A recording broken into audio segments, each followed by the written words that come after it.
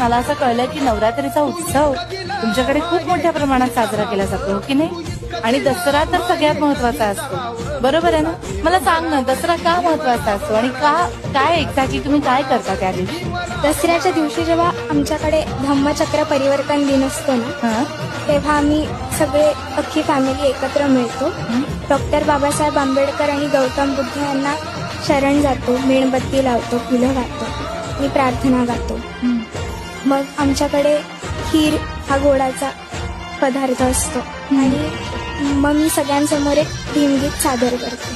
खरं तर दसऱ्याचा दिवस हा बौद्ध धर्मियांसाठी खूप महत्त्वाचा दिवस असतो, कारण 14 ऑक्टोबर रोजीच परमपूज्य भारतरत्न डॉक्टर बाबासाहेब आंबेडकर यांनी 5 लाख अनुयायांना सोबत घेऊन नागपूरच्या दीक्षाभूमीला बौद्ध धर्माची दीक्षा ग्रहण केली होती. सो हा खूप महत्त्वाचा